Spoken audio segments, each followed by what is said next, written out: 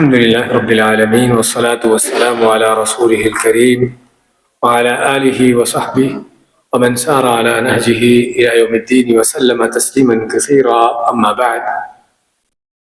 ہم نے سابقہ درس میں نماز میں جو جائز امور ہیں، جو چیزیں کرنا جائز ہیں، ان کا ذکر کیا تھا، اور آج ہم انشاءاللہ نماز میں جو ناجائز کام ہیں، جن کا کرنا جائز نہیں ہے، ان کا بیان کریں گے. اور ناجائز ہونے کا معنی کہ بعض وہ بھی چیزیں ہیں کہ جن سے نماز باطل ہو جاتی ہے، نماز ساری کی ساری خراب ہو جاتی ہے، اور بعض وہ چیزیں ہیں کہ جو مکروہ ہیں یا حرام ہے، اگر سے نماز باطل نہ بھی ہو. تو ان چیزوں کو جاننا بہت ضروری ہے. تو اس میں سب سے پہلے تو ہم جانتے ہیں کہ نماز میں کھانا پینا اس طرح کے کام منع ہے، کیونکہ نماز عبادت ہے، اور اس میں اس طرح کی چیزوں کی گنجائش نہیں کہ آپ آدمی نماز بھی پڑھتا رہے اور کچھ کھاتا پیتا رہے. سمجھے نا؟ لیکن یہ تو ہم ایسا تو نہیں کہہ سکتے کہ آدمی کھانا کھا رہا ہو نماز کے اندر. لیکن کیا ہو سکتا ہے؟ یہ ہو سکتا ہے کہ منہ کے اندر کوئی چیز ہو، دانتوں میں کوئی چیز پھنسی ہو، ایسے کوئی چیزیں ہوں تو آدمی وہ کھاتا رہے. سمجھے نا؟ تو ویسے تو کھانا پینا سبھی جانتے ہیں کہ یہ ناممکن ہے، نماز کے اندر ناجائز ہے. لیکن یہ ضرور ہوتا ہے کہ بعض اوقات دانتوں میں کچھ چیز پھنسی ہوتی تو آدمی وہ کھانا شروع کر دیتا ہے. تو البتہ ایسی چیزیں علماء کے اتفاق ہے، اجماع ہے کہ ایسی چیزیں حرام ہے، نماز کے اندر ناجائز ہے. اور آدمی اگر ایسا کرتا ہے، کھانا کھاتا ہے، کچھ چیز کھاتا ہے یا پیتا ہے، تو اس کی نماز باطل ہو جاتی ہے. لیکن یہ وہ ہے کہ اگر واقعی کوئی بڑی چیز کھائی جائے، ایک بعض کا جیسا بتاتا ہے کہ دانتوں کے اندر معمولی چیز پھنسی ہے، اس کو نگل لیا یا معمولی، اس سے انشاءاللہ نماز میں کوئی فرق نہیں پڑتا، اگرچہ اس سے بھی انسان کو بچنا چاہیے. اور اسی لیے نماز سے پہلے وضو میں کلی کرنے کا حکم دیا گیا ہے، تاکہ منہ جو ہے صاف ہو جائے اور منہ میں کوئی ایسی چیز نہ ہو کہ جو نماز کے دوران آپ کو مشغول کرے. سمجھے نا؟ تو اسی طرح نماز کے اندر جان بوجھ کر کوئی بات چیت کرنا، قصدن کے معنی کہ جان بوجھ کر بات چیت کرنا، تو کیا بغیر قصد کے بات ہو سکتی ہے؟ ہاں، آدمی بعض اوقات بغیر ارادے کے ایسے ہی زبان سے کوئی لفظ نکل گیا تو اس سے نماز نہیں ٹوٹتی. سمجھے نا؟ بغیر ارادے کے آدمی کے زبان سے کوئی لفظ نکل گیا، کوئی بات نکل گئی، تو اس سے نماز نہیں ٹوٹتی. لیکن جان بوجھ کر خود ارادتاً کوئی بات کہی، کوئی بات بولی نماز کے اندر، تو اس سے نماز باطل ہو جاتی ہے. اس حوالے سے آپ کے سامنے حدیث دی گئی ہے. معاویہ بن الحکم، ان کا واقعہ ہے کہ کسی نے چھینک ماری اور الحمدللہ کہا. ہم نے ذکر کیا تھا نا کہ اگر آدمی کو چھینک آئے تو الحمدللہ کہہ سکتا ہے نماز کے اندر، لیکن اس کو جواب نہیں دیا جائے گا، اس کو یرحمک اللہ نہیں کہا جائے گا. کس لیے کہ یرحمک اللہ میں اس کو مخاطب کیا جا رہا ہے، اور نماز کے اندر آپ اللہ سے مخاطب ہیں. تو کسی نے چھینک ماری الحمدللہ کہا تو انہوں نے اس کو یرحمک اللہ کہہ دیا، اس صحابی نے اس کو یرحمک اللہ کہہ دیا. تو لوگوں نے اس کو چپ کرانے کے لیے اپنے ایکسٹرا ہاتھ مارے. تو انہوں نے مزید کہا کہ تم لوگوں کو کیا ابھی یہ کیا کر رہے ہو، زبان سے بول کر کہہ دیا. تو نبی صلی اللہ علیہ وسلم نے نماز کے بعد پھر اس کو سمجھایا، ان هذه الصلاة لا يصلح فيها شيء من كلام الناس، کہ نماز کے اندر کوئی لوگوں کی باتیں کرنا جائز نہیں ہے. انما هو التسبیح والتکبیر وقراءۃ القرآن، یہ تو اللہ تعالیٰ کی تسبیح ہے، سبحان اللہ کہنا اس طرح کے، اور تکبیر کہنا اور قرآن کی تلاوت کرنا ہے. یعنی اس میں لوگوں کی بات چیت کرنا منع ہے. اور اسی طرح حضرت زید بن ارقم فرماتے ہیں، دوسری حدیث اس میں لکھی ہے، دیکھیے درمیان میں، کہ پہل نماز میں بات چیت کر لیا کرتے تھے. شروع میں جب نماز فرض ہوئی تو نماز کے دوران ہی بات چیت کر لیا کرتے تھے. سلام کا جواب دیتے آپ صلی اللہ علیہ وسلم وعلیکم السلام کہہ کر. کوئی آدمی نماز کے لیے آتا, پوچھتا کتنی رکعتیں ہو گئی ہیں, تو نماز میں جو کھڑے ہوتے جواب دیتے کتنی رکعتیں ہو گئی ہیں. یعنی نماز کے اندر بات چیت ہوتی تھی. اس کے بعد اللہ تعالیٰ نے آیت نازل فرما دی قوموا للہ قانتین, کہ اللہ کے لیے خاموشی سے کھڑے ہو جاؤ. تو اس سے کیا ہے کہ نماز میں بات چیت کرنا منع کر دے گی, خاموشی کا حکم دے دیا گیا.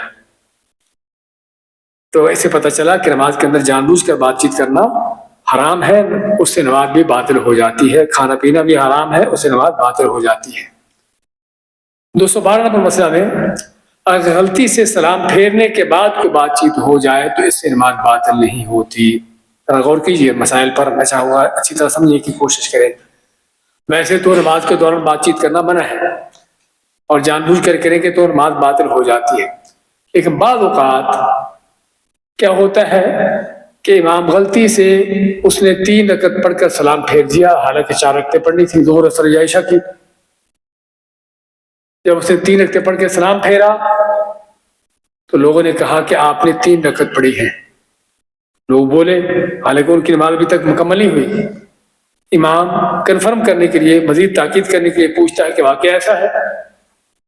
ہاں, تو اس کو یہ ساری بات چیت ہو رہی ہے اور ابھی تک ان کی نماز مکمل نہیں ہوئی, کمپلیٹ نہیں ہوئی.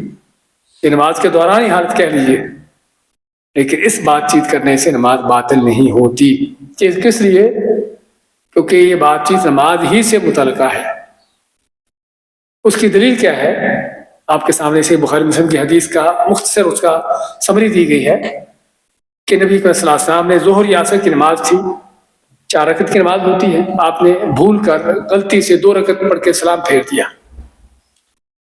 تو پھر آپ بعض لوگوں نے آپ کو بتایا, بلکہ پوچھا آپ سے کیا نماز کم ہو گئی ہے یا آپ بھول گئے ہیں. آپ کو بالکل خیال نہیں تھا کہ میں نے غلطی سے 2 رکعت پڑھ کے سلام پھیرا, آپ سمجھتے ہیں میں 4 رکعت پڑھی ہے.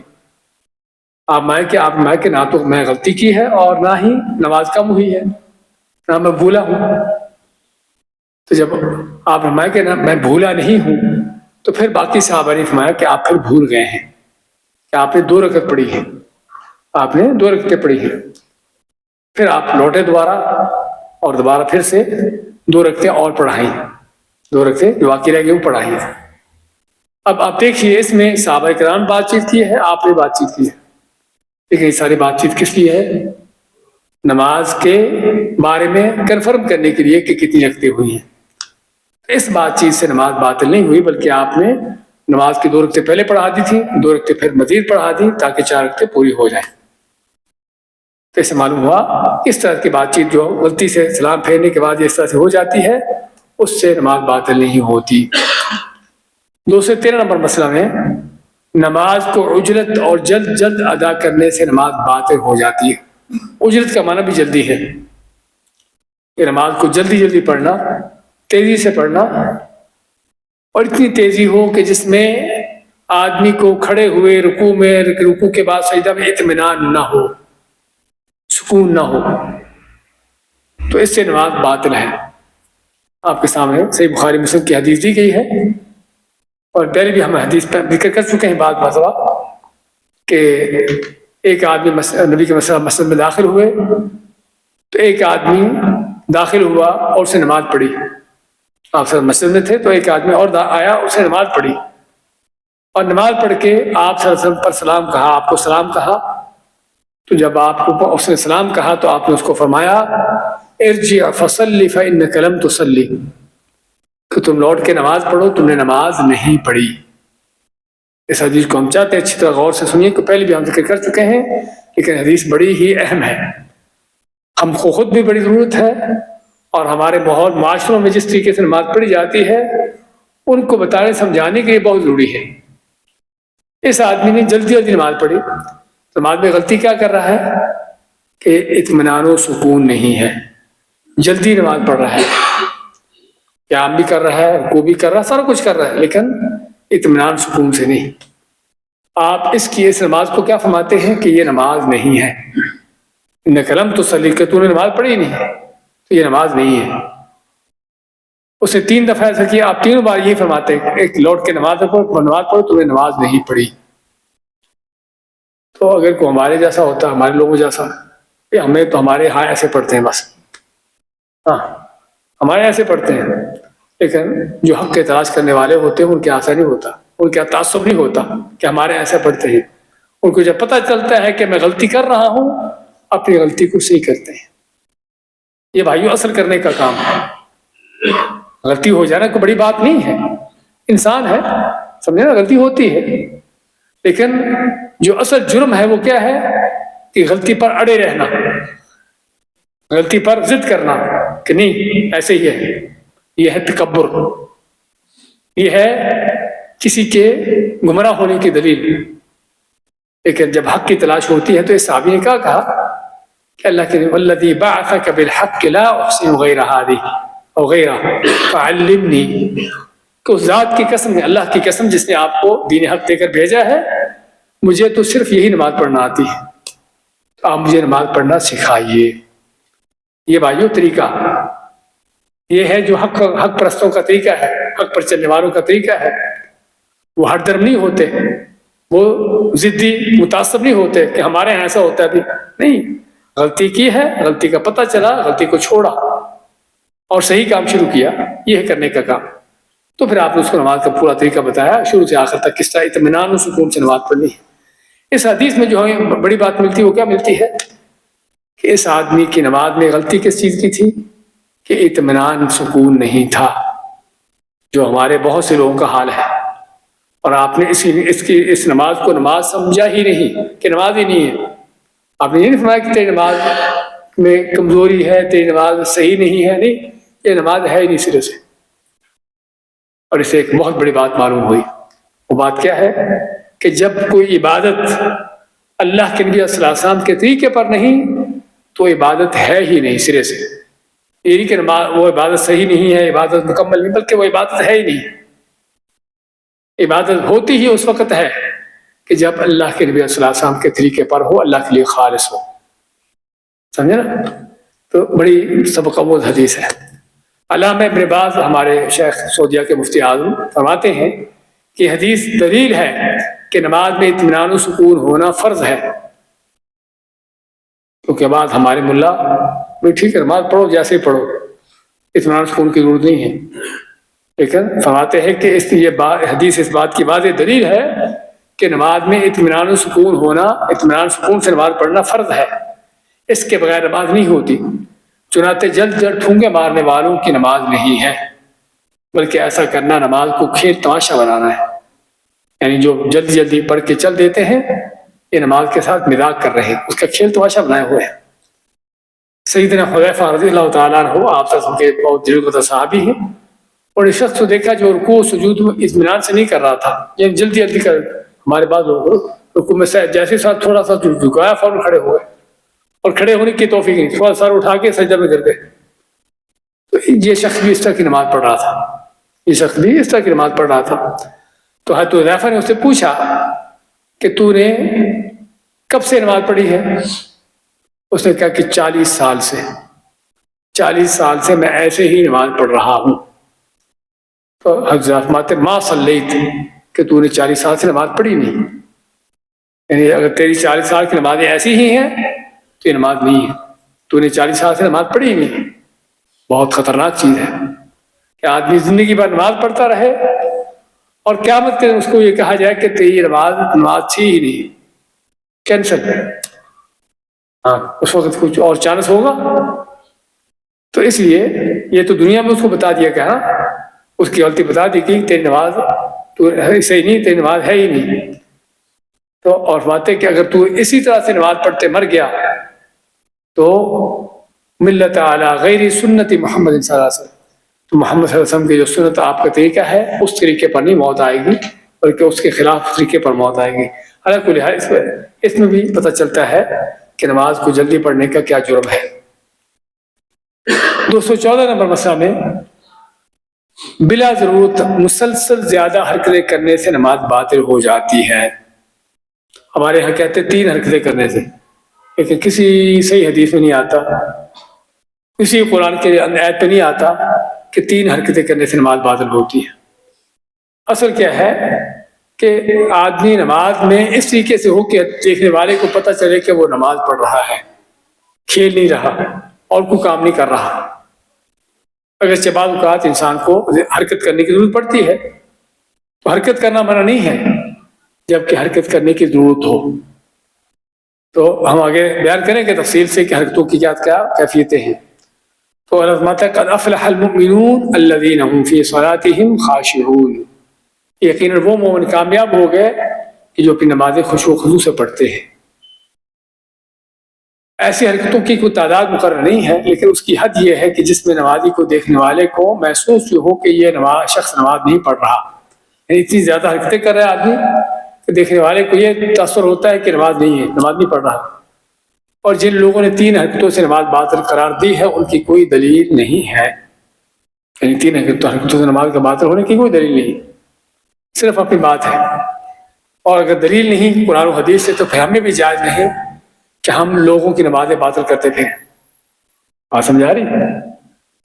جس طرح بھی کسی حلال چیز کو حرام کرنا یا حرام چیز کو حلال کرنا، کسی حرام چیز کو حلال سمجھنا گناہ ہے، جرم ہے۔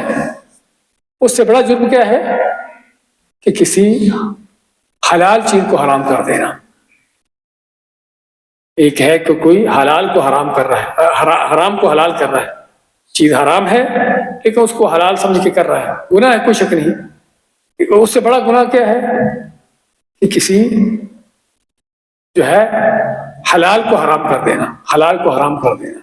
اس میں بڑا گناہ کیا ہے؟ اس میں اللہ تعالیٰ کے حکم کی خلاف ورزی بھی ہے اور بندوں کو اللہ کی حلال چیز سے محروم کرنا ہے۔ اللہ نے حرام نہیں کی، تم کون ہوتے حرام کرنے والے بھی؟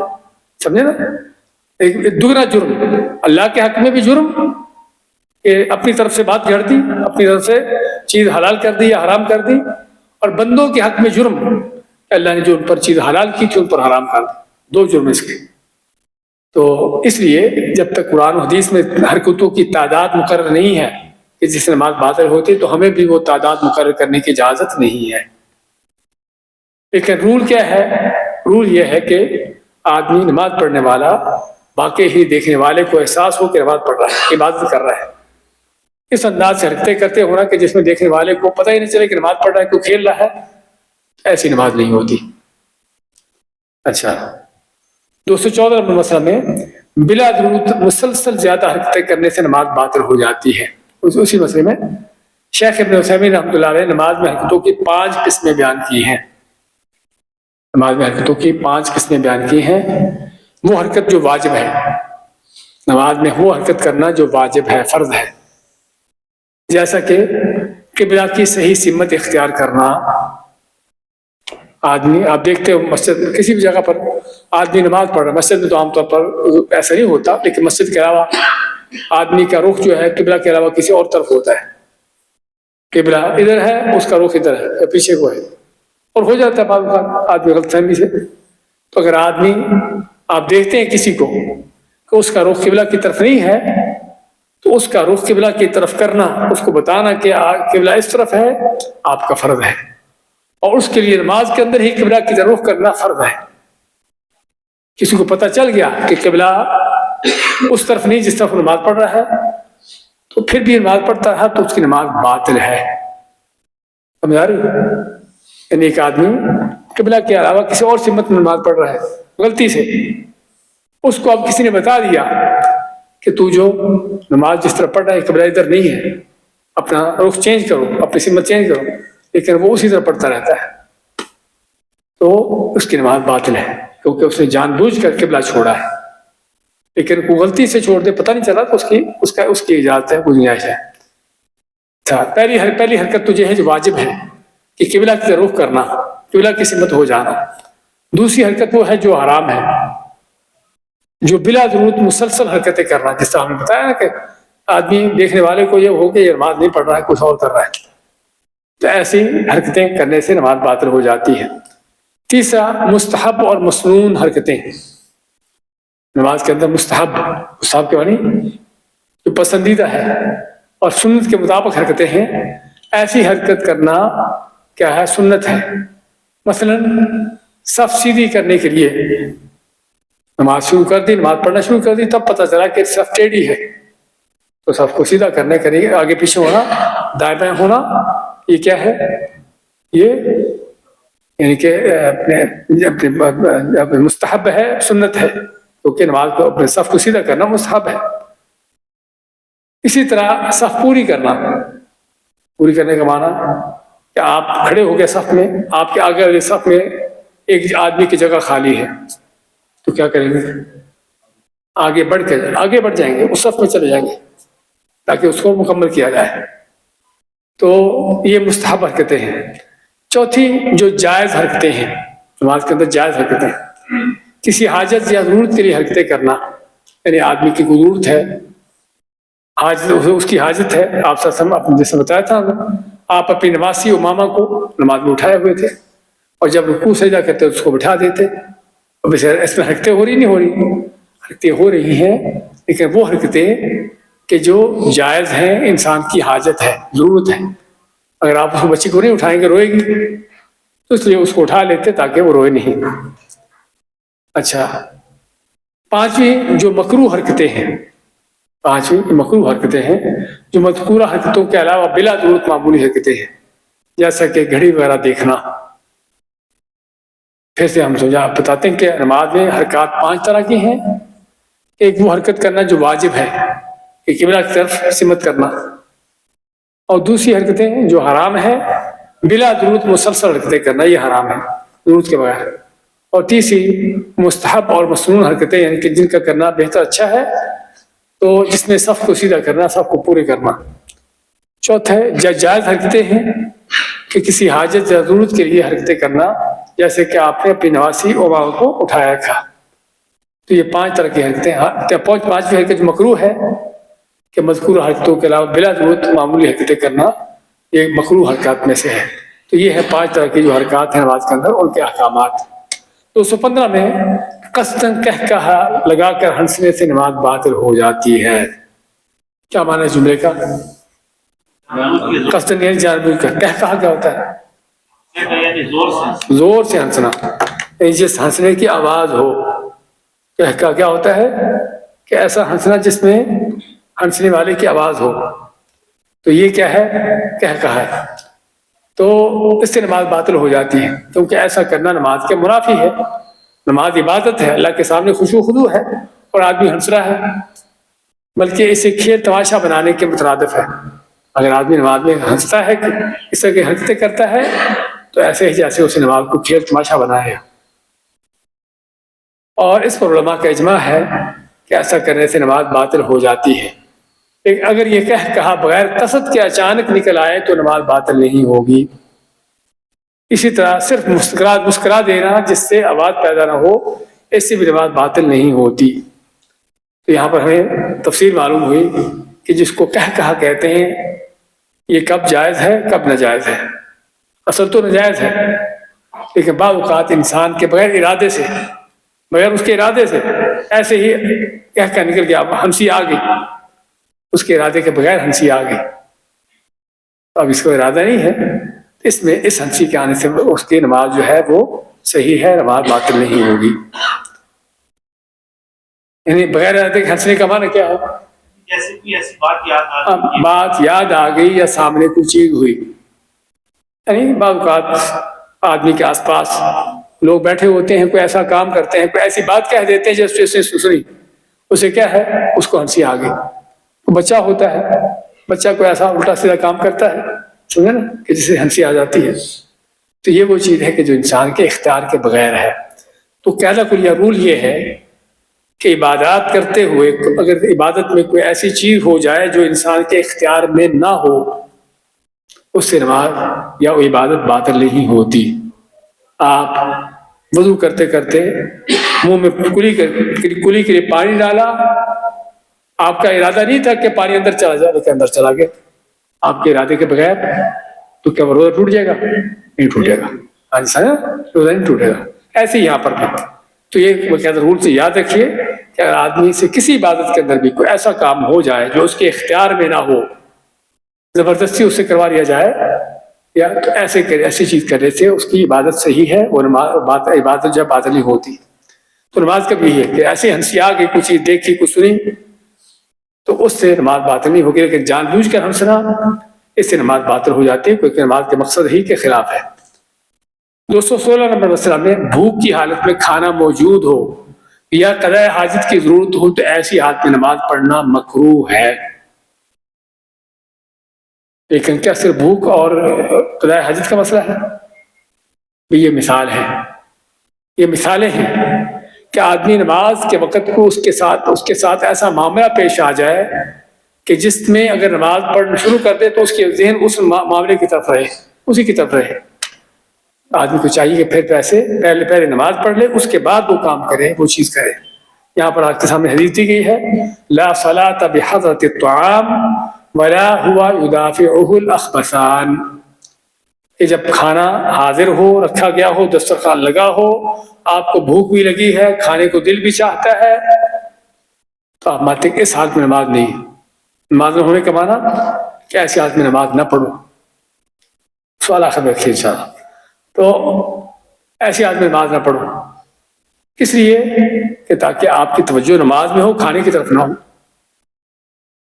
تو پہلے کیا کھاؤ، کھانا کھا لو، اس کے بعد نماز پڑھو. قضاء حاجت کی واش روم ٹوائلٹ جانے کی ضرورت ہے، پہلے اس سے قضاء حاجت سے فارغ ہو لو، اس کے بعد جو ہے نماز پڑھو. چاہے جماعت نکل بھی جائے، جماعت چھوٹ بھی جائے. یعنی فرض کرو جماعت کھڑی ہے اور آپ کو پتا ہے کہ آپ ٹوائلٹ جاؤ گے، واش روم جاؤ گے تو جماعت اتنی دیر تک ختم ہو جائے گی. تو چاہے ختم بھی ہو جائے، لیکن اگر آپ کی زیادہ ضرورت ہے واش روم جانے کی کہ اگر کھڑے ہو جائیں گے نماز کے لیے تو آپ کی نماز پر توجہ نہیں ہوگی، تو ایسی حالت میں آپ کو پہلے قضاء حاجت سے فارغ ہونا چاہیے تاکہ نماز میں مطمئن ہو کر خشوع و خضوع سے کھڑے ہوں. اور علماء کہتے ہیں کہ صرف مثالیں ہیں، اس سے ملتی جلتی کوئی بھی ایسی چیز، کوئی بھی ایسا معاملہ کہ جس وجہ سے انسان کا نماز کے اندر اطمینان نہ ہو، نماز کی طرف توجہ نہ ہو سکے، تو اس کو چاہیے کہ پہلے اپنے اس معاملے کو جو اب جلدی ہو جانے والا اس کو مکمل کر دے، اس کے بعد نماز پڑھے تاکہ نماز کو خضوع سے پڑھا جا سکے. اچھا، کھانا اگر ہے لیکن آدمی کو بھوک نہیں ہے، دسترخوان لگ گیا ہے لیکن کوئی اس کو ضرورت نہیں کھانے کی، تو کیا یہاں پر بھی پہلے کھانا کھائے گا؟ ہاں، یہاں پر نماز پڑھے گا، کیونکہ اس کی توجہ نہیں، اس کی توجہ نماز کی طرف ہوگی. کھانے کی طرف توجہ اس وقت ہوتی ہے جب آدمی کو بھوک لگی ہو، اور بعض اوقات اس وقت بھی ہوتی ہے کہ جب خطرہ ہو کہ کھانا ختم ہو جائے گا، اس وقت زیادہ توجہ ہوتی ہے. تو پھر جو ہے پہلے کھانا کھا لینا چاہیے. جزاک اللہ خیر. اچھا آگے چلتے ہیں. 217 میں نماز میں آنکھیں بند کرنا مکروہ ہے. مکروہ کا معنی کیا ہوتا ہے؟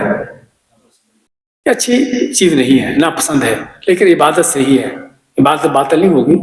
مکروہ کا معنی یہ ہوتا ہے، مکروہ کا حکم جو ہے وہ یہ ہے کہ جس کا کرنا ناپسند ہے، اچھا نہیں ہے، لیکن کرنے سے گناہ نہیں ہوتا. سمجھے نا؟ اگر کر دے تو گناہ نہیں ہوتا. تو نماز میں آنکھیں بند کرنا مکروہ ہے، کیونکہ آپ صلی اللہ علیہ وسلم نے ایسا کرنے سے منع کیا ہے. آنکھیں بند کر کے نماز پڑھنا ایسے منع کیا ہے، سوائے یہ کہ اگر آس پاس کوئی ایسی چیز ہو کہ جو نماز سے توجہ ہٹاتی ہو تو آنکھیں بند کر سکتے ہیں. ابن القیم رحمۃ اللہ علیہ ان کی کتاب زاد المعاد اس میں لکھتے ہیں کہ اگر آس پاس کو آدمی کی ایسی چیزیں ہیں کہ جس پر توجہ جانے سے نماز کی طرف توجہ نہیں رہتی تو پھر اس میں نماز آنکھیں بند کر سکتا ہے. لیکن اصل یہ ہے کہ نماز میں آنکھیں بند نہ کی جائیں. ایک دوسری حدیث میں آپ مانتے ہیں کہ یہ یہودیوں کا عمل ہے.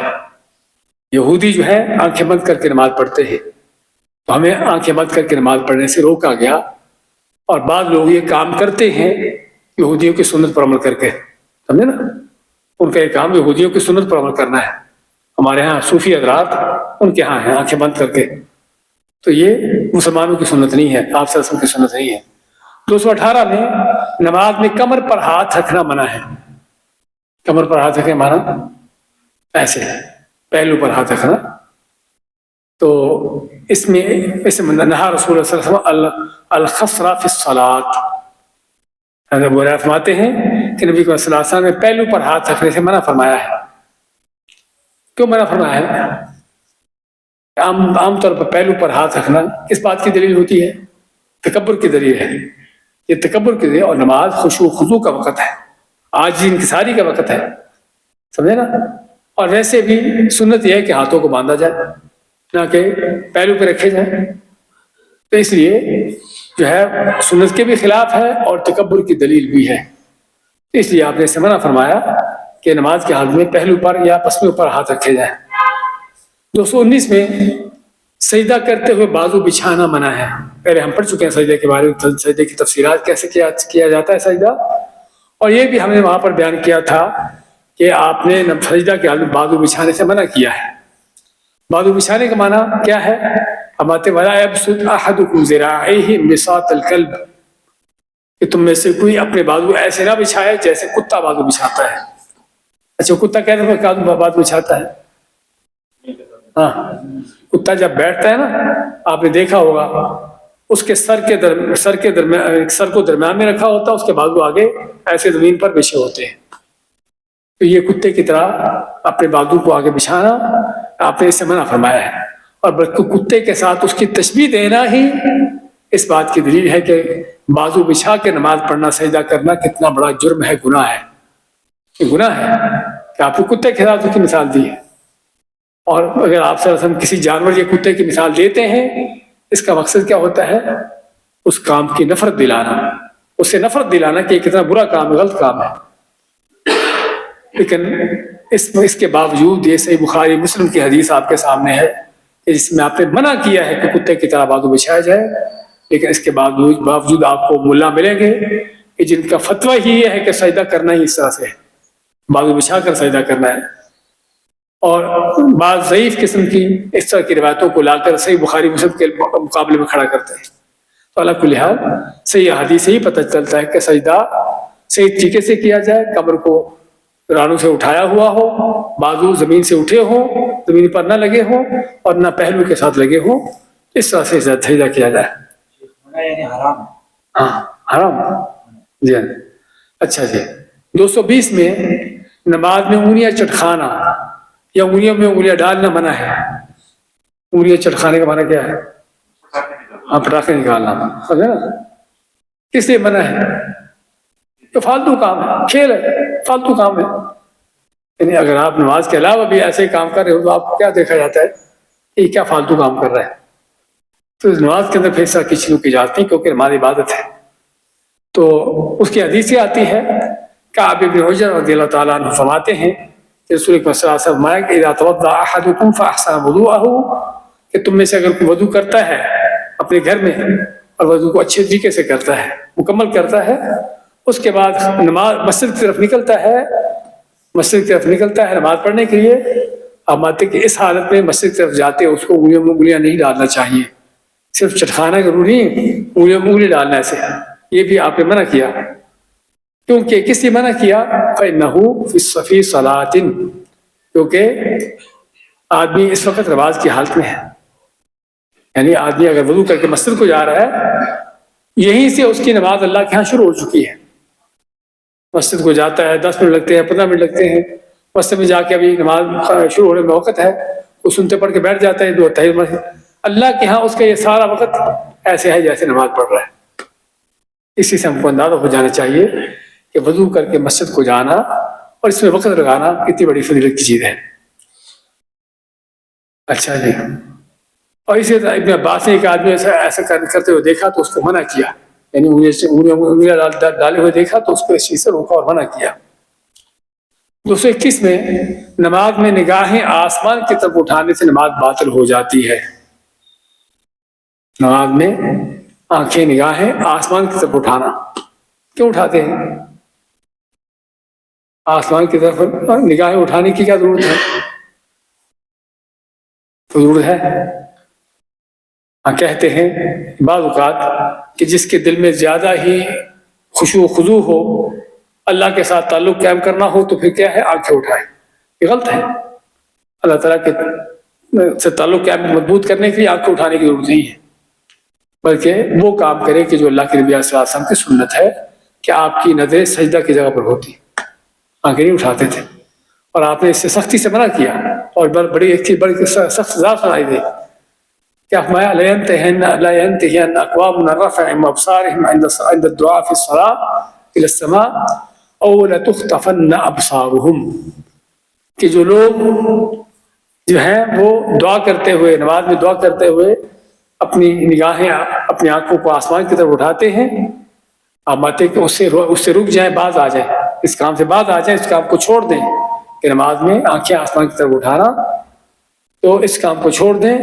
اگر نہیں چھوڑتے تو کیا ہوگا؟ او لتخطفن ابصارهم، او لتخطفن ابصارهم، اگر ایسا نہیں کرتے تو ان کی آنکھیں اچک لی جائیں گی۔ اچک لی جانے کے بعد نکالنا، آدمی اندھا ہو جانا، اندھا ہو جانا، آنکھیں بند ہو جانا، آنکھوں کا کام ختم ہو جانا، تو یہ ہے ان کی آنکھیں اچک لی جانا، یعنی ان کی نگاہیں اچک لی جانا۔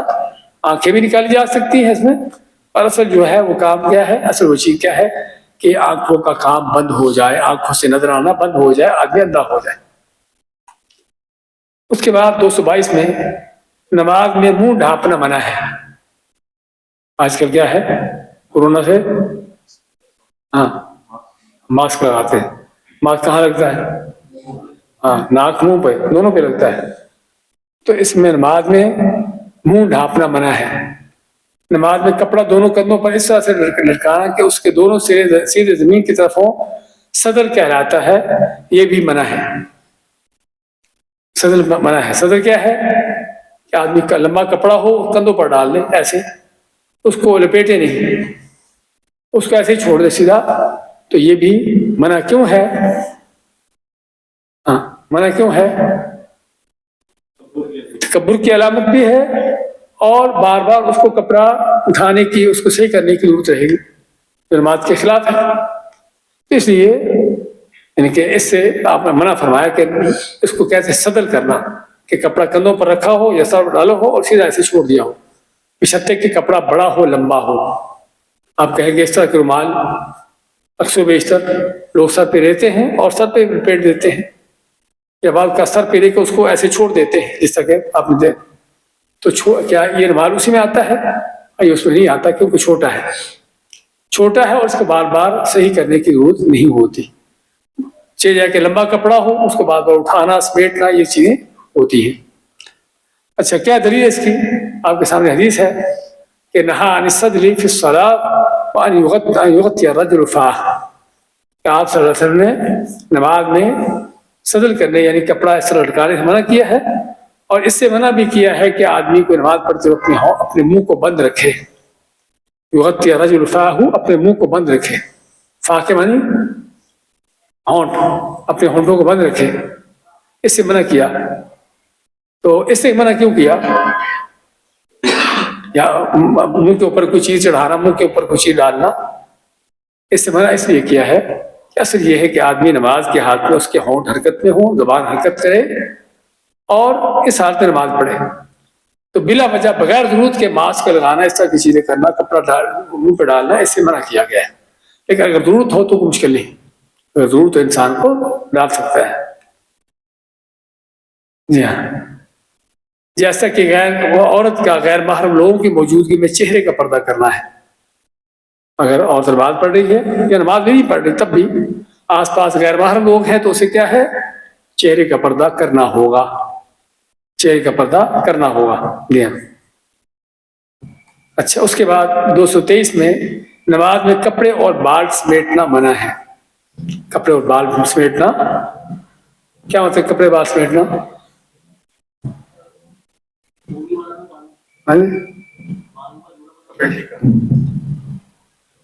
فولڈ کرنا،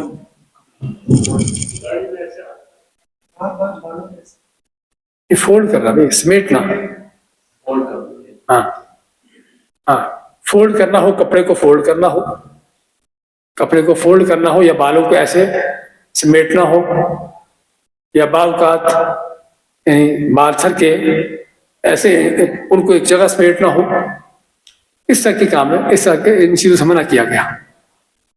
ابن عباس کی حدیث ہے کہ آپ مانتے ہیں کہ مجھے جن چیزوں سے منع کیا گیا ہے، وَأَنَّكْفِتَ الثِّيَابَ وَالشَّعْرَ، کہ کپڑوں اور بالوں کو نہ سمیٹے، کپڑوں بالوں کو سمیٹنا منع ہے۔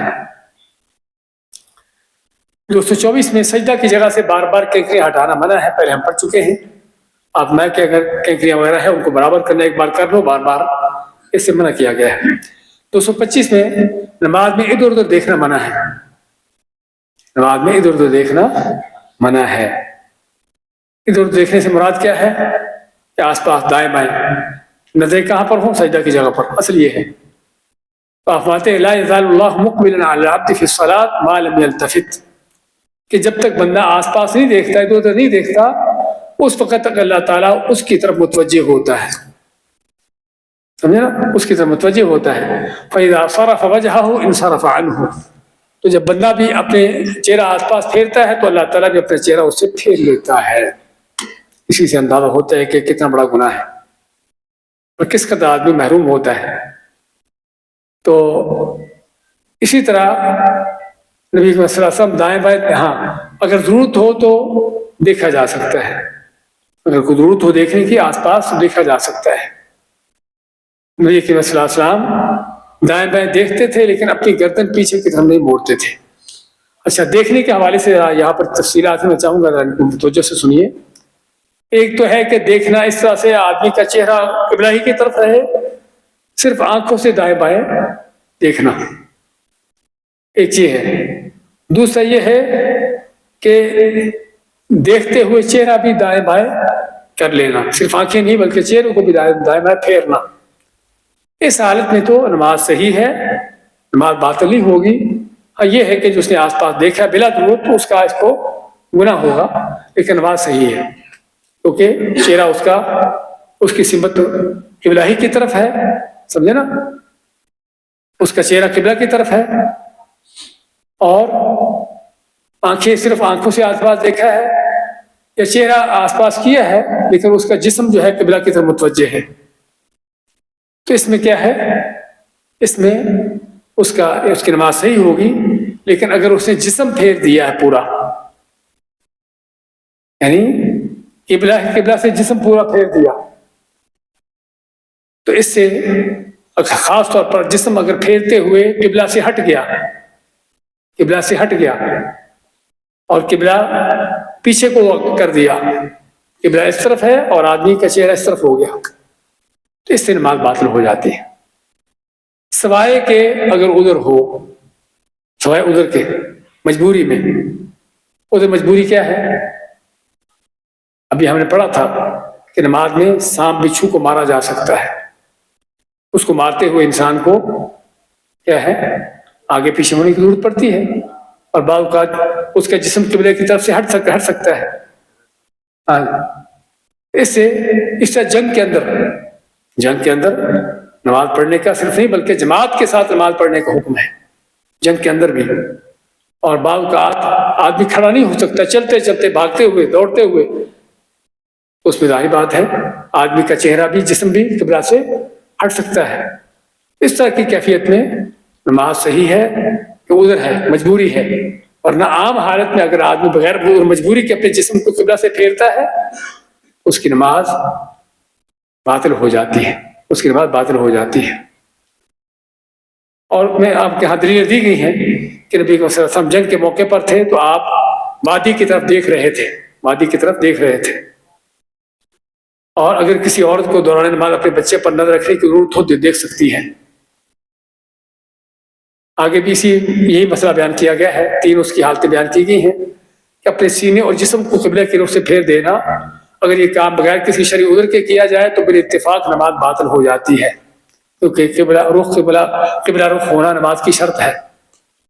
دوسرا، جسم گھمائے بغیر صرف سر پھیرنا یا آنکھوں سے ادھر ادھر دیکھنا، یہ کام بلا ضرورت مکروہ ہے، اگر سے نماز باطل نہیں ہوگی، جس کے متعلق آپ فرمان ہے ہوا اختلاف یختلف الشیطان من صلاۃ العبد، یہ کیا ہے کہ یہ انسان کا چوری کرنا ہے نماز کو۔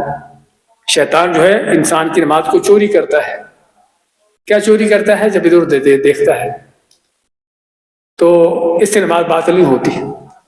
اور تیسری حالت ہے کہ توجہ ہٹنا، ایک ہے جسم کا یا چہرے کا پھرنا، اور تیسرا ہے کہ دل کا پھرنا۔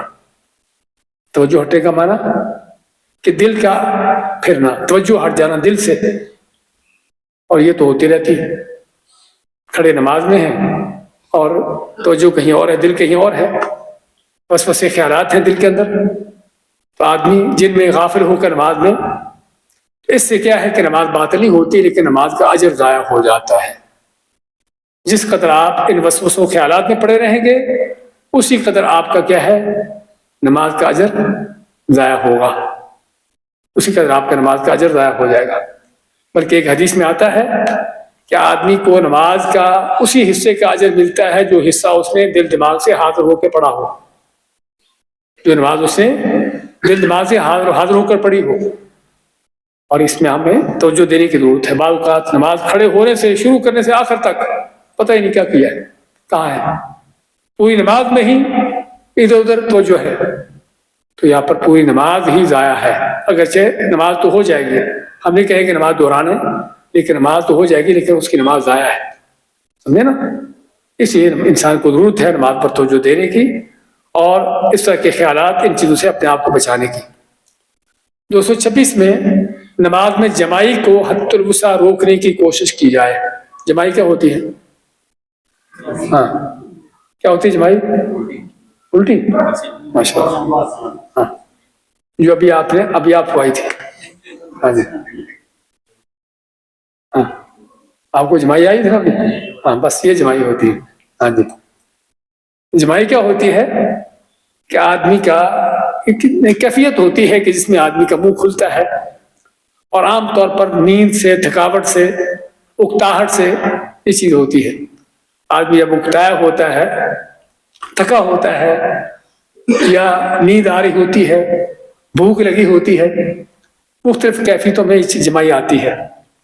تو آپ صلی اللہ علیہ وسلم کا فرمان ہے کہ چھینک کا آنا اللہ کی طرف سے ہے، اللہ کی نعمت ہے، اور جمائی کا آنا شیطان کی طرف سے. کیوں؟ کیونکہ یہ انسان کی سستی کاہلی کی دلیل ہے. تو آپ ماتے اذا تثابب احدكم في الصلاة فليكرم ما استطاع فإن الشيطان يدخل.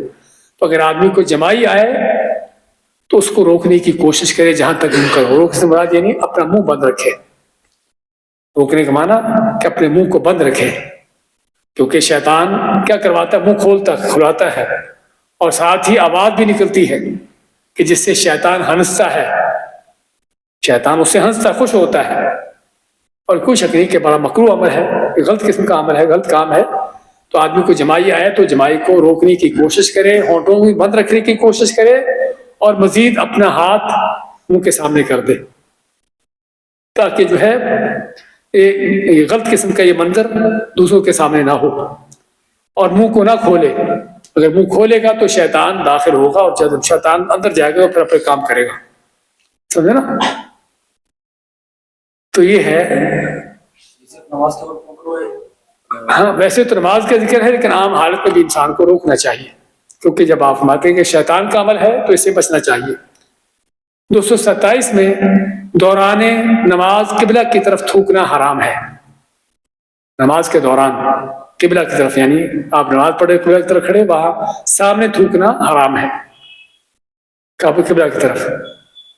اس بارے میں سیدنا انس کی حدیث ہے امت اذا كان احدكم في الصلاه فانه يناجي ربه، کہ جب تم نماز میں ہوتے ہو تو تم اللہ سے ہم کلام ہو، اللہ سے بات چیت کر رہے ہو. تو فلا يبزقن بين يديه ولا عن يمينه، تو جب نماز میں کھڑے ہو تو نہ تو اپنے سامنے تھوکو اور نہ اپنے دائیں طرف تھوکو. لیکن کہاں تھوکنا ہے اگر تھوکنے کی ضرورت ہے؟ عن شماله تحت قدمه، کہ بائیں طرف اپنے پاؤں کے نیچے. آپ کے بارے میں چونکہ آپ کو بتایا تھا کہ مسجد میں کینکر مٹی ہوتی تھی، اس لیے اس بات کی گنجائش تھی کہ آدمی اپنے پاؤں کے نیچے زمین پر تھوکے، لیکن ان کارپیٹوں کے ہوتے ہوئے تو ظاہر بات اس کی گنجائش نہیں ہے. اب یہ ہے کہ ٹیشو وغیرہ ہو اس میں یہ چیز کی جائے. تو اللہ کل ہے اس حدیث میں آپ نے سامنے تھوکنے سے منع کیا. کیوں؟ کس لیے؟ آپ آتے کیوں بندہ اللہ سے ہم کلام ہے، اور ایک دوسری حدیث میں آتا ہے کہ اللہ تعالیٰ اس کے سامنے ہوتا ہے، اللہ اس کے سامنے ہوتا ہے. تو کیا خیال ہے اگر آپ کے سامنے کوئی آدمی بیٹھا ہو تو اس کے سامنے تھوکیں گے تو کیا ہے؟ تو اگر کسی عام انسان کے سامنے تھوکنا بڑی بے ادبی کا، گستاخی کا انداز ہے، تو چے جائے کہ رب کائنات کے سامنے تھوکنا تو یہ غلط ہے. اچھا جی، خل اسی پر آپ کے مسئلے ختم ہو گئے نا. تو نماز میں جو ناجائز چیزیں ہیں، ویسے تو اور بھی کئی چیزیں ہیں لیکن یہ مین بڑی بڑی چیزیں تھیں کہ جو نماز میں ناجائز ہیں، جن کا کرنا منع ہے. اس کے بعد ہمارے پاس نماز نفل کے مسائل ہیں.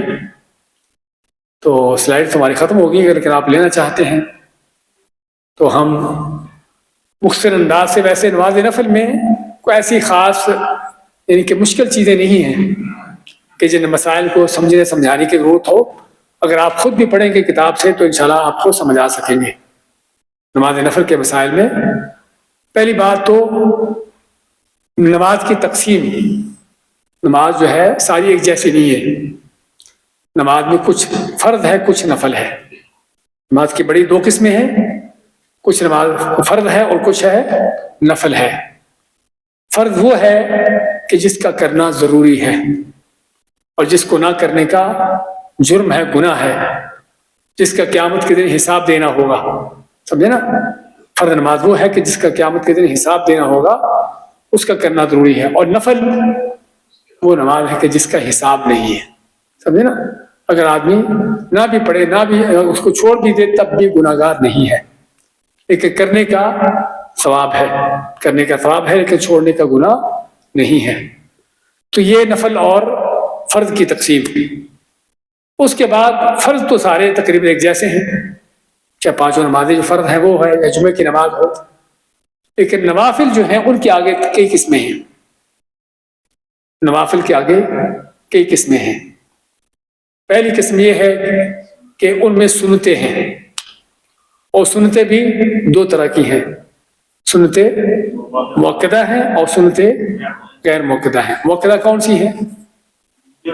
کہ جو نبی صلی اللہ علیہ وسلم باقاعدہ پڑھی ہیں. فجر کی سنتے ہیں، ظہر کی سنتے ہیں، یہ 12 سنتے جو دن رات میں ہیں، یہ سنتیں مؤکدہ. مؤکدہ کے معنی تاکید سے، کہ آپ نے ان کی تاکید کی اور تاکید سے پڑھا خود بھی آپ نے. یہ سنتیں مؤکدہ ہیں. اور دوسری سنتیں غیر مؤکدہ کہ جو آپ نے کبھی پڑھی اور کبھی چھوڑی. اچھا، یہ سنتیں ہیں نفل ہی، نفلوں میں شمار ہوتی ہیں، لیکن تو سنت کیوں کہا گیا؟ کیونکہ نبی کریم صلی اللہ علیہ وسلم کا اس پر عمل ہے. سنت اس لیے کہا گیا کیونکہ آپ کا ان نفلوں کے پڑھنے پر عمل ہے، نفل ہی وہ، لیکن آپ نے چونکہ اس پر آپ کا عمل ہے، یا آپ نے تو باقاعدہ پڑھا ہے یا کبھی کبھی پڑھا ہے، اس لیے اس کو سنت کہا گیا. تو پہلی تقسیم یہ ہے نفلوں کے اندر کہ کچھ سنتیں ہیں جن سنتوں کے آگے دو قسمیں ہیں، اور پھر باقی کیا ہے؟ سنتوں کے علاوہ نفل ہیں. اور ان نفلوں کی بھی دو قسمیں ہیں، نفل خاص ہیں اور نفل عام ہیں. نفل خاص اور نفل عام. نفل خاص کیسے ہوتے ہیں؟ کہ جن کا کوئی سبب ہو. آپ مسجد میں داخل ہوتے ہو تو مسجد میں داخل ہو کے تحیت المسجد پڑھنا ہے، تو یہ تحیت المسجد خاص ہے، وہ نفل ہی لیکن خاص ہے. اسی طرح وضو کیا، وضو کی 2 رکعتیں پڑھنی ہے، یہ خاص ہے. طواف کیا، طواف کے 2 نفل پڑھنے ہیں، یہ نفل ہے لیکن خاص ہے. تو کہنے کا مقصد کچھ وہ نفل ہیں کہ جو خاص ہیں، کہ جن کا کوئی سبب ہے، جن کو پڑھنے کا. خاص کیسے ہوتے ہیں؟ کہ ان کو پڑھنے کی کوئی وجہ ہے، ایسے ہی نہیں ہے کیوں پڑھ رہے ہیں کہ مسجد میں داخل ہو، کیوں پڑھ رہے ہیں؟ وضو کیا ہے، کہ خاص وجہ ہے اس کی. ان کے احکام بھی خاص ہیں. یہ نفل جو خاص نفل ہیں، ایک کسی وقت بھی پڑھے جا سکتے ہیں. جب بھی مسجد میں داخل ہو تو 2 رکعتیں پڑھو، چاہے فجر کے بعد ہو چاہے عصر کے بعد ہو. جب بھی طواف کرو تو 2 نفل پڑھو، کسی وقت بھی ہو، چاہے سورج نکلتا ہو غروب ہوتا ہو. سمجھے نا؟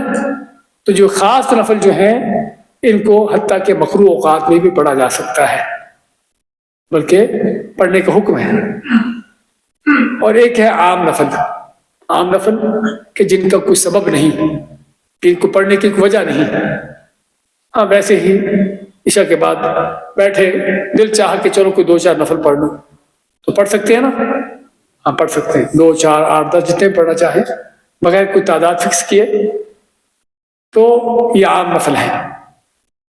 کسی وقت بھی ایسے اوقات میں جس سے منع نہیں کیا گیا، کیونکہ عام نفل جو ہیں یہ ہیں جو مکروہ اوقات میں پڑھنا منع ہے.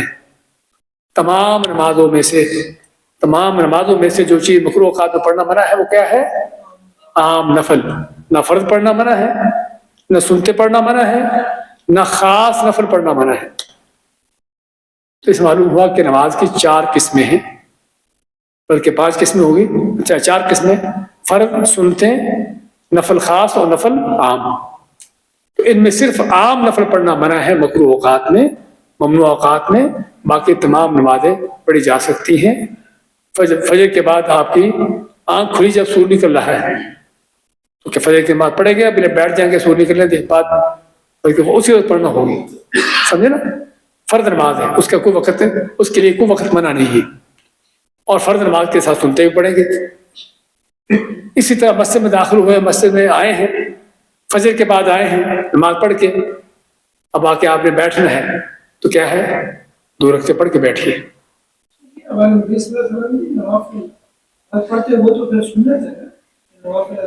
نہیں دیکھیے، پڑھنے ایک ہے کہ ہم اس سے بتایا آپ پڑھتے تھے، کوئی شک نہیں، لیکن اس کو نفل کا نام اس لیے دیا گیا ہے کیونکہ آپ کا کوئی باقاعدہ ان کو پڑھنے کا طریقہ نہ تھا. جس طرح کہ فرضوں سے پہلے بعد سنتے پڑھنے کا ہے نا، اس طرح نہیں تھا. ورنہ تو آپ تحیۃ المسجد پڑھتے تھے، سمجھے نا؟ لیکن اس کو نفل کا نام دیا گیا ہے. تو علماء نے اس انداز سے تقسیم کی ہے کہ بعض وہ نمازیں کہ جو آپ کی باقاعدہ روٹین ہوتی تھی پڑھنے کی، یا تو باقاعدہ پڑھتے تھے یا کبھی پڑھ لیتے تھے، کبھی چھوڑ دیتے تھے. اور بعض وہ چیزیں کہ جو آپ کا یعنی کسی سبب سے پڑھتے تھے، مسجد میں داخل ہوئے سے پڑھ رہے ہیں، وضو کیے سے پڑھ رہے ہیں، سمجھے نا؟ اگرچہ اس کو سنت کہا جا سکتا ہے لیکن وہ عام نفل میں شامل ہوتی ہے. عام نفل میں شامل، لیکن عام نفل خاص نفل. عام نفل کیا ہے کہ جس کا کوئی سبب نہیں، ایسے ہی دل میں آیا کہ چلو 2-4 رکعتیں پڑھ لیں تو نفلوں میں شامل ہوتی ہیں. تو یہ تقسیم ہے نمازوں کی، سمجھے نا؟ اچھا، نفلوں کی اس کی اہمیت کیا ہے، اس کی فضیلت کیا ہے؟ نفلوں کی فضیلتیں اہمیتیں کئی لحاظ سے ہیں. ایک تو یہ نوافل اللہ کا قرب حاصل کرنے کا ذریعہ ہے. حدیث قدسی میں اللہ فرماتا ہے کہ میرا بندہ میرا سب سے زیادہ قرب حاصل کرتا ہے کس چیز سے؟ فرائض ادا کر کے. غور سے سنیے، کیونکہ ہمارے لوگوں کے نفلوں پر ان کا بڑا زور ہوتا ہے، نفلوں پر بڑی توجہ ہوتی ہے، لیکن فرض چاہے چھوٹ جائے کوئی مشکل نہیں. رمضان میں پوری رات نفل پڑھتے رہے، آگے فجر کی نماز بھی گول، یہ بیوقوفی کی دلیل ہے. اس لیے اللہ کے ہاں سب سے جو اللہ کے ہاں پسندیدہ چیز ہے، سب سے اہم چیز ہے، وہ کیا ہے؟ وہ فرائض ہے. فرضوں کے بعد آپ اللہ فرماتے ہیں کہ میرا بندہ نفل عبادت کر کے میرے قریب ہوتا رہتا ہے حتیٰ کہ میں اس سے محبت کرنے لگ جاتا ہوں. تو اللہ کی محبت کو پانے کا، اللہ کا قرب حاصل کرنے کا سب سے بڑا ذریعہ کیا ہے؟ فرضوں کے بعد نفل ہے، نفل عبادت ہے، چاہے وہ نفل روزے ہو، نفل نماز ہو. تو اور جب اللہ بندے سے محبت کرتا ہے تو اللہ تعالیٰ سے بندہ جو مانگتا ہے اللہ اس کو دیتا ہے. تو یہ فرض و نفلوں کی فضیلت، یہ نفلوں کی فضیلت. اسی طرح ان کی فضیلت یہ ہے کہ قیامت کے دن بندے کا سب سے پہلے حساب اس کے فرائض کا ہوگا. جس طرح ابھی آپ سن رہے تھے عشاء کی نماز کے بعد، تو فرائض میں جو کمی ہے وہ کس سے پوری ہوگی؟ نفلوں سے پوری ہوگی، سنتوں سے پوری ہوگی. اگر نفل سنتے بھی نہیں ہیں تو پھر کمی پوری کرنے کا گزریا بھی نہیں ہے. اسے اندازہ ہوتا ہے کہ صرف نفلوں سنتوں کی فضیلت ہی نہیں ہے، اجر ہی نہیں، بلکہ اس کی ضرورت بھی ہے. اس کی بلکہ ضرورت ہے کہ تاکہ قیامت کے دن آپ کے جو کمی ہے پوری کی جا سکے.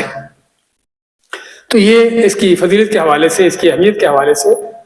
باقی یہ ہے کہ اس میں ہمارے پاس سنتے موقدہ ہیں، 12 سنتے ہیں جو سنتے موقدہ ہیں.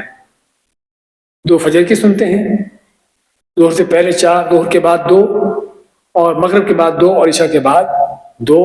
یہ 12 سنتے ہیں جو سنتے موقدہ ہیں، کہ جن کی فضیلت یہ ہے کہ جو آدمی ان کو پڑھتا ہے تو اللہ تعالیٰ دن رات میں 12 رکعتیں پڑھتا ہے تو اللہ تعالیٰ جنت میں اس کے لیے گھر بناتا ہے، جنت میں اس کے لیے گھر بناتا ہے. تو یہ ہے کہ جو سنتے ہیں 12 سنتے جو نمازوں سے پہلے اور بعد کی سنتے موقدہ ہیں. اس میں زور کی سنتوں الگ الگ پھر سنتوں کا بیان ہوا ہے کہ نبی صلی اللہ علیہ وسلم زور کی نماز سے پہلے 4 سنتے پڑھتے، اور پھر زور کی نماز کے بعد جو ہے کبھی آپ 2 پڑھتے اور کبھی 4 پڑھتے. اور آپ کہ جس نے ظہر سے پہلے 4 پڑھی اور ظہر کے بعد 4 پڑھی اللہ اس کو جہنم پر حرام کر دیتا ہے۔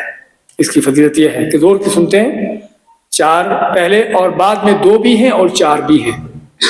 ہمارے 2 سنتے 2 نفل ایسی کوئی چیز نہیں ہے، وہ چاروں سنتے ہی ہیں، 2 بھی پڑھ سکتے ہیں 4 بھی پڑھ سکتے ہیں ظہر کے بعد۔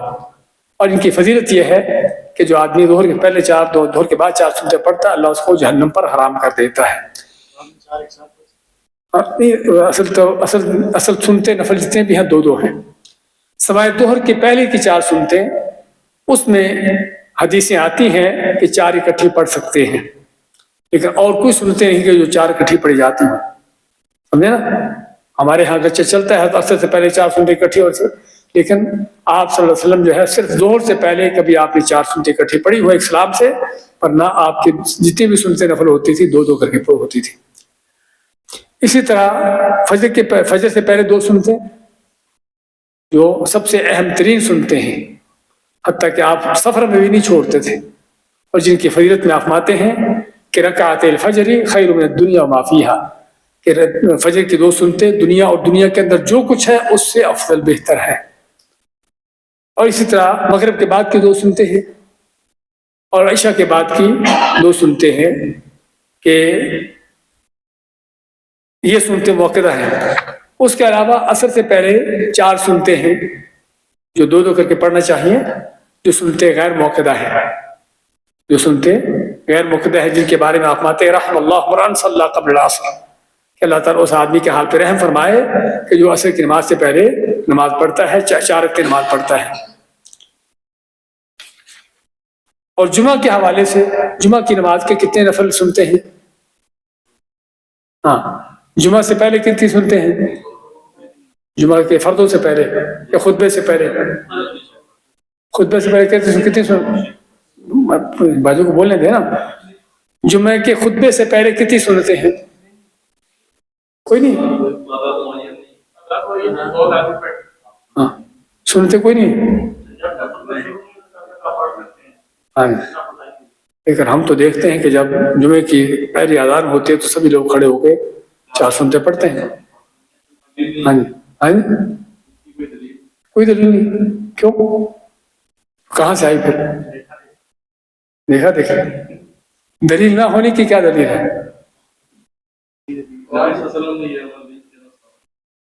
کیا دلیل ہے کہ آپ نے عمل نہیں کیا؟ ہاں، کیا دلیل ہے کہ آپ نے عمل نہیں کیا؟ پہلی دلیل دی ہے نا، آپ کے زمانے میں پہلی اذان تھی؟ ویسے آپ کے زمانے میں جمعہ کی پہلی اذان ہوتی تھی؟ ایک ہی اذان تھی۔ آپ صلی اللہ علیہ وسلم کے زمانے میں صرف ایک ہی اذان ہوتی تھی جب جمعے کا خطبہ شروع ہوتا ہے، اس سے پہلے کوئی اذان نہیں تھی۔ پہلی اذان شروع ہوئی ہے تو عثمان کے زمانے میں، اور وہ بھی مسجد میں نہیں، وہ بھی بازار میں تھی، بازار میں ہوتی تھی پہلی اذان، لوگوں کو تنبیہ کرنے کے لیے کہ جمعے کا وقت قریب ہو رہا ہے تاکہ وہ جمعے کے لیے مسجد میں پہنچے، سمجھے نا؟ تو آپ کے زمانے میں پہلی اذان تھی نہیں تو 4 سنتے کہاں سے آگے گئے؟ وہی میں آپ کو بتانا چاہتا ہوں کہ ہمارے ہاں بعض ایسی چیزیں چلی ہوئی ہیں کہ جن کا کوئی سربو ہی نہیں ہے، سمجھے نا؟ اب آپ کے زمانے میں جب پہلی اذان تھی نہیں جمعے کی تو یہ 4 سنتے پھر کہاں سے آ گئے؟ اور ان کو کہتے بھی سنت ہے، چل نفل کہہ رہے پھر بھی چل جائے، ان کو سنت کا نام دیتے ہیں۔ تو جمعے کی نماز سے پہلے، جمعہ کے خطبہ سے پہلے کوئی خاص سنتے نہیں ہیں، نفل ہے جتنی بھی آپ پڑھنا چاہیں، 2 4 6 8 10 12، سمجھے نا؟ آپ کا فرمان ہے کہ اگر آدمی غسل کرتا ہے، اچھے کپڑے پہنتا ہے اور مسجد میں جلدی آتا ہے، چل کے آتا ہے اور جلدی پہنچتا ہے، اور جب تک خطیب نہیں آتا اللہ نے جو اس کے لیے مقدر کیا ہے نماز پڑھتا رہتا ہے۔ جو مقدر کرنے کا معنی کہ محدود لمٹ نہیں ہے، جتنی پڑھنا چاہے، 2 4، یعنی جب تک خطیب نہیں آتا پڑھتا رہے۔ تو یہ ہے جو آپ صلی اللہ علیہ وسلم کا آپ کی تعلیم ہے، آپ کی حدیث ہے کہ جمعے کے خطبے سے پہلے نفل ہیں کتنے بھی پڑھ سکیں، اور یہی صحابہ کرام کا عمل تھا۔ حضرت عبداللہ بن عباس، عبداللہ بن عمر اور بعض دوسرے صحابہ کے بارے میں آتا ہے کہ مسجد میں آتے اور خطیب کے آنے تک نفل پڑھتے رہتے جتنے پڑھے جا سکتے، یعنی کہ لمبے نفل کر کے خشوع و خضوع کے ساتھ۔ تو یہ ہے کہ جمعے خطبے سے پہلے کوئی خاص سنتے آپ سے ثابت نہیں ہے. لیکن جمعے کے نماز کے بعد، جمعے کے فردوں کے بعد ہے، کتنی ہیں؟ 2 بھی ہیں، 4 بھی ہیں، 2 کر کے 4، اور 6 بھی ہیں. تینوں طرح ثابت ہیں. آپ صلی اللہ علیہ وسلم کے بارے میں آتا ہے کہ آپ نے خطبے کے بعد 2 رکعتیں پڑھی، یعنی خود اپنے فرضوں کے بعد 2 رکعتیں پڑھی. اور دوسری حدیث میں آپ نے 4 رکعتیں پڑھنے کا حکم دیا کہ جمعے کے فرضوں کے بعد 4 رکعتیں پڑھو، اور ایک حدیث کے اندر 6 رکعتیں پڑھنے کا بھی ذکر آتا ہے. تو اس طرح سے جمعے کے فرضوں کے بعد 2 بھی، 4 بھی، 6 بھی پڑھے جا سکتے ہیں. یہ سنتے ہیں جمعے کی سنتے، لیکن خطبے سے پہلے کوئی سنتے ثابت نہیں ہے. اچھا جی، اس کے بعد سنتے اور نفل نماز گھر میں ادا کرنا افضل ہے. سنتے اور نفل گھر میں ادا کرنا افضل ہے. کتنا افضل ہے؟ کہ جتنا فرض کو مسجد میں ادا کرنا افضل ہے. فرض کو مسجد میں ادا کرنا کتنا افضل ہے؟ 27 گنا، اور دوسری حدیث میں 25 گنا.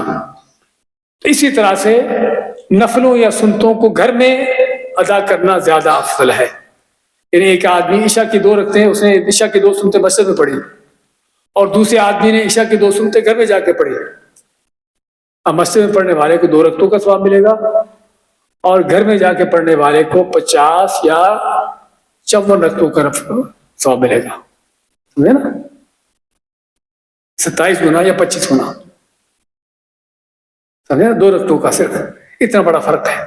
لیکن ہمارے ہاں پڑھنی ہی مسجد میں ہے، اور جو نہیں پڑھتا اس پر بغیر بہتان لگتا ہے کہ سنتے پڑھتا ہی نہیں ہے. ایسی جہالتوں کی حالت ہے. تو اللہ کل حال سنتے نفل گھر میں پڑھنے کی روٹین بنائیے، لوگوں کو بتائیے کہ اس کا اجر کتنا بڑا ہے اور اس کے فائدے کتنے بڑے ہیں. آپ آتے کہ اپنے گھروں کو قبرستان نہ بناؤ، اپنے گھروں میں نماز پڑھو، قرآن پڑھو. اور دوسری حدیث میں آپ آتے ہیں کہ سب سے افضل نماز گھر کی نماز ہے سوائے فردوں کے.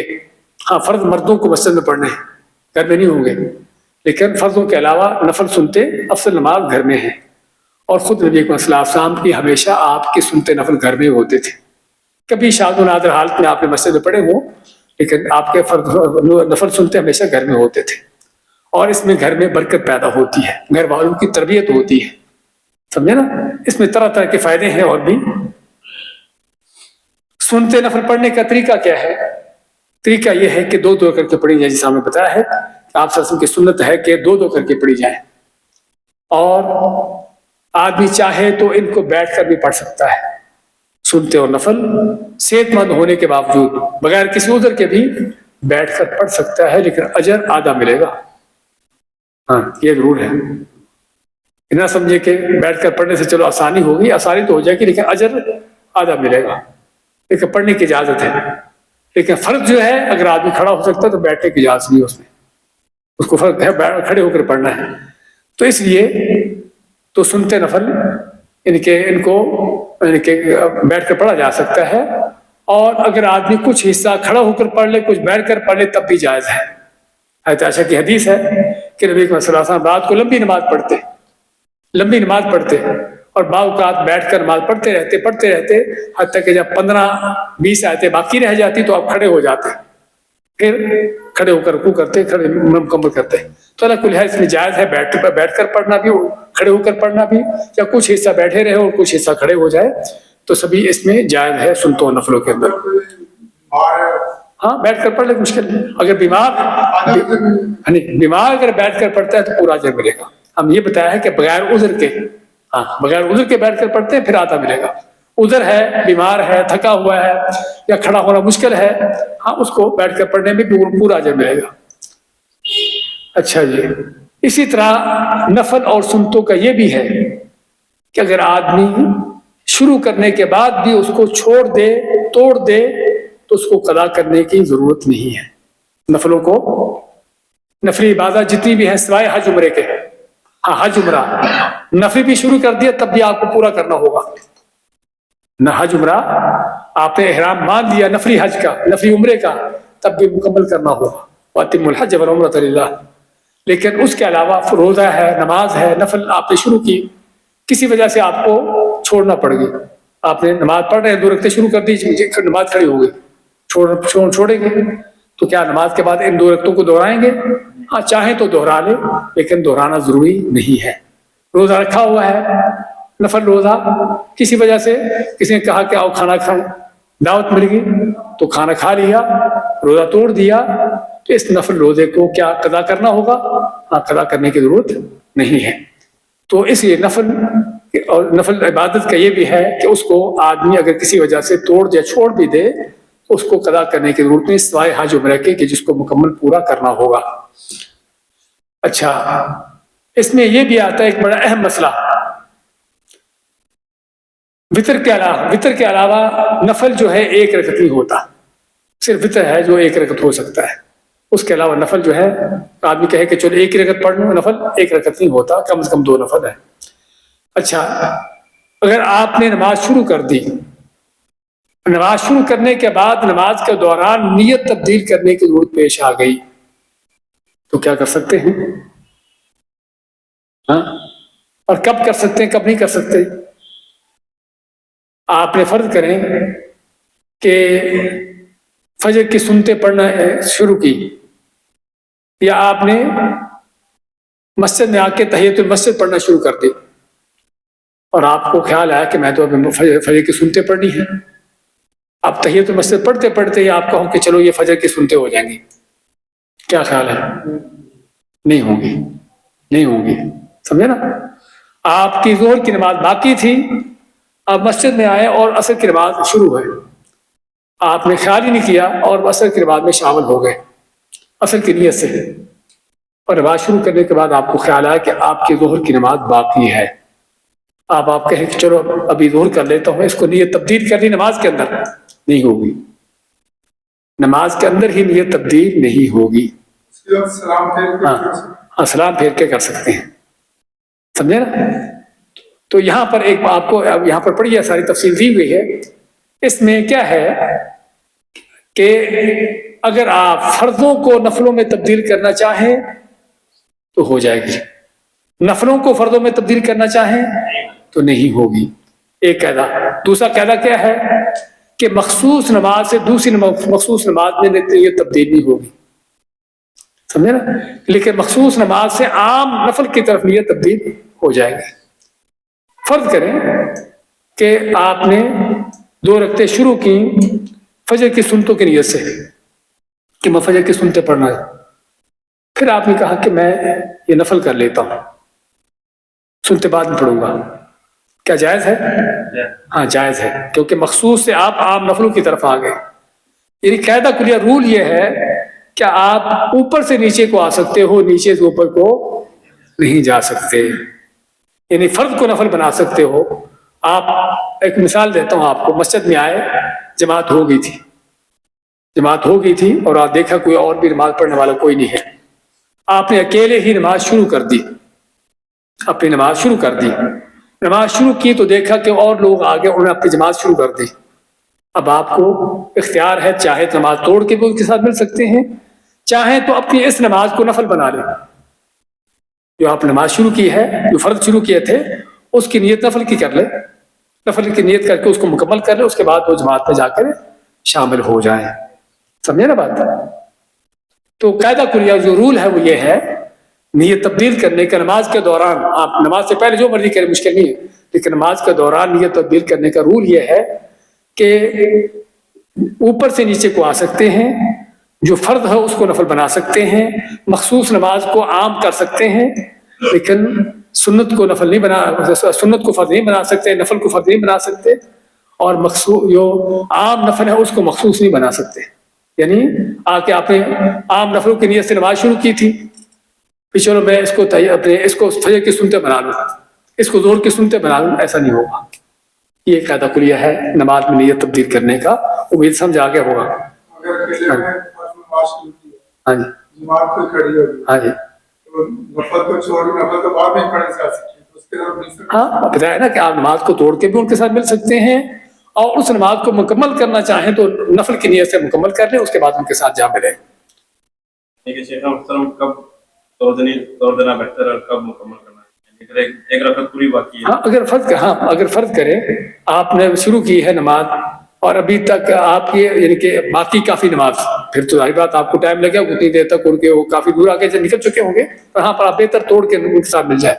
لیکن فرض کریں آپ نے یعنی کہ 2 رکعت کی نماز، فجر کی نماز کی مثال لیتے ہیں، جو 2 رکعت کی نماز ہے، آپ دوسری رکعت میں ہیں، فرض کی نیت سے پڑھ رہے ہیں، دوسری رکعت میں ہیں، اور 2 لوگ آ کے انہوں نے اپنی جماعت شروع کر دی، تو آپ ابھی کیا ہے اس کو نفل بنا کے نفل کی نیت سے کر سکتے ہیں، اور اس کو مکمل کر کے آپ ان کے ساتھ جماعت میں مل سکتے ہیں.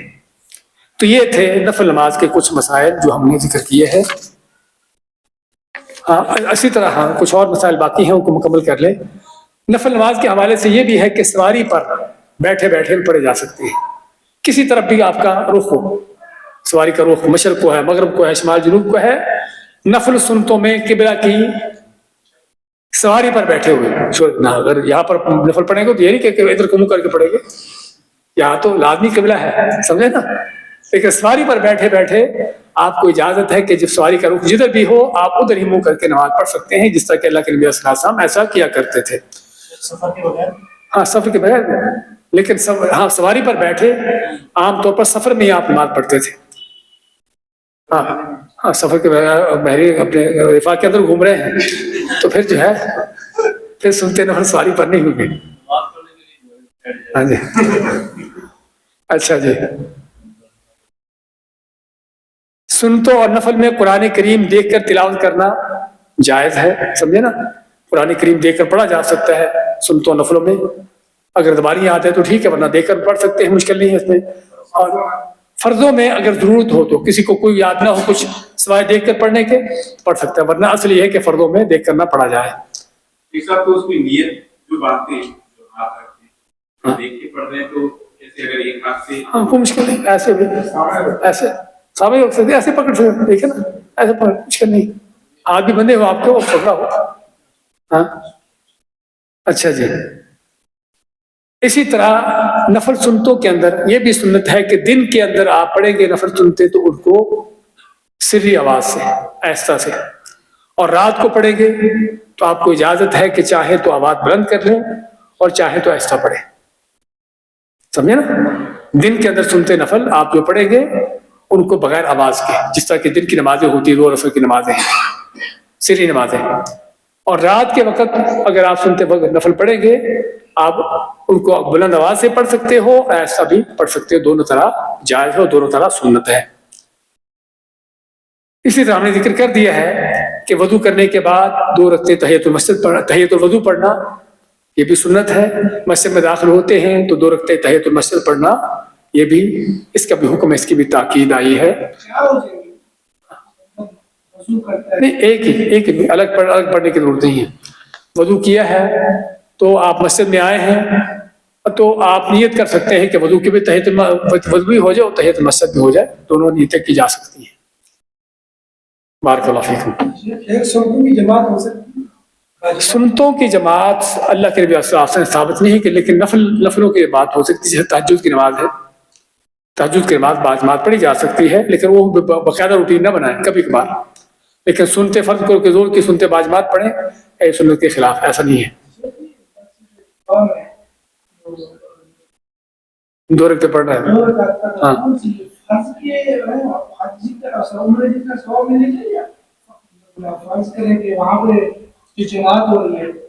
دیکھیے اس میں اگر نفل پڑھے یا فرض پڑھے دونوں ہی شامل ہیں، کہ جو آدمی باوضو ہو کر مسجد قباء میں آتا ہے اور 2 رکعتیں پڑھتا ہے، چاہے وہ نفل نماز ہو، سنت ہو، فرض ہو، سبھی میں انشاءاللہ اسے اجر ملتا ہے.